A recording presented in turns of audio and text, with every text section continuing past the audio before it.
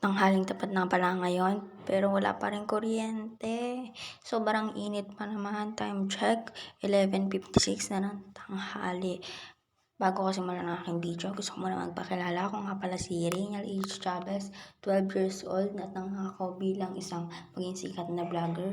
At kung bago ka pa lang sa aking video, don't forget to like, subscribe, and share this video. At i-click ko na rin ang notification bell para updated kayo sa aking vlog. Alam kong hindi ka interesado sa boy ko, pero panoorin mo ang nangyari sa araw ko. At magluluto nga pala ng pananghalian si Utoy. Dahil wala si Utoy na pananghalian, bibili muna tayo pala kay Ate Del.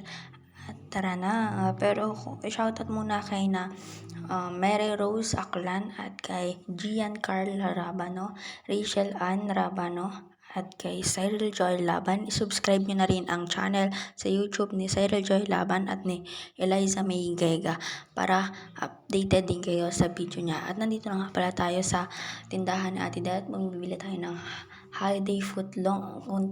Tinatawag siyang holiday footlong pero siya isang klase ng hotdog na mahaba. Ito ay dalawa nga pala ang binili ko at kung makikita niyong bata na yan ay yan si Sarah, anak yan ni Ate Del. Yan, nakabili na nga pala tayo ng hotdog at ito na ay pupunta na tayo sa ating bahay at nakalimutan ko na may sukli pa pala ako kay Ate Del kaya bumalik ako sa bahay. Punta na nga pala ako sa bahay. Update ko kayo, magkakayat na kami ni Nini ng hotdog at yan pala yung pinsan ko, yung nakapink na yan si Nini. Pagpasensyahan nyo na itsura ko kasi kanina pa akong umaga nagligo kaya pinapakuha ko pa yung panggayat nitong hotdog na ito. Kaya apakahaba, 2 piraso. Ayan, shoutout pala kay Hana Atalia Logdad Chavez. At yan, nakuha na nga palang kutsilyo, ginahit ko na sa ilang piraso bago ko siya prituhin para naman hindi masyadong mahaba kung piprituhin. At ginilitan ko na nga pala siya ng maunti diyan sa kanyang tabi. Pinatesting ko nga pala na magayat si Nini dyan ng hotdog at tuwang-tuwa dahil marunong na daw siya. Pwede na siyang mag-asawa. At kung sa mga nagtatanong kung mahirap mag-voice over, nako, huwag na kayong mangarap na maging isang voice over kasi napakahirap. At kung makikita nyo naman, binibidyo ko pa yung camera natin at kinuha ko na pa dahil magluluto na tayo. Tingnan nyo naman yung dalawa sumasayaw-sayaw pa at hindi nga pa malaglag yung hotdog.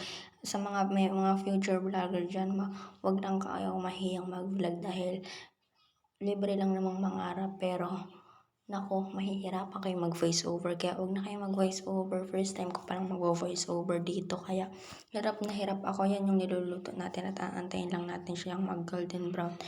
Update ko na lang kayo kapag nag-golden brown. Update ko kayo, luto na nga pala siya at aahunin na natin siya. Yan, at magkakain na tayo. Pero naglalaro pa si Nini sa loob dun.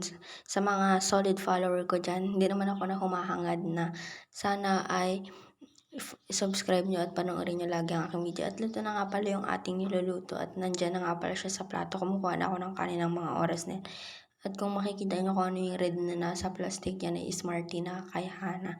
Wala na pala akong masabi dito sa vlog na to. Kaya kung ano na lang pinagsasabi ko yan, kumukuha na lang ako ng kanin. Dali-dali na lang ako kumukuha ng kanin kasi nga para hindi na masyado mahaba yung ating video ko. Pero ngayon napakahaba pa rin, di ko kayang mag-voice over. Kakain na tayo pala ngayon. Kaya thank you Lord sa blessing. More blessing to come. Kaya kain na tayo guys. Yan si Bato nga pala. Shout out pala kay Jandil Chavez.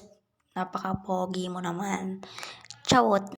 Salamat nga pala sa mga tumutulong para maging malago ang aking video, sa mga viewers ko kahit iilan pa lang sila, at least meron ng viewers na nauumpisan. Sana lumago pa kayo at sana dumami pa kayo.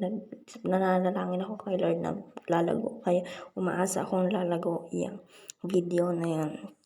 Sa mga nagtatanong kung anong grade ko na, ang grade ko na nga pala ay grade 7 sa sunod na pasukan. This 2026-2027 school year. At ang oras na nga pala dyan ay 11:38 na ng tanghali niyang kumakain ako. Pero ngayon is 12:13 na nga pala. Sa mga nagtatanong kung mahirap ba ang grade 6, hindi naman po. Kung talaga mag-aaral kayo, ay makakapasa kayo sa grade 6 na yan. And kung nakikita niyo, napakahirap talaga ng pag-aralan sa mga hindi nag-aaral. Pero kung kayo mag-aaral, makakaya ninyo ang pag-aaral ninyo. Ang payo ko lang sa mga nangangarap na makapagtapos sa pag-aaral ay tuloy nyo lang ang inyong pag-aaral. Try nyo yung best ninyo para makapagtapos kayo. At ayun lang. Bye-bye!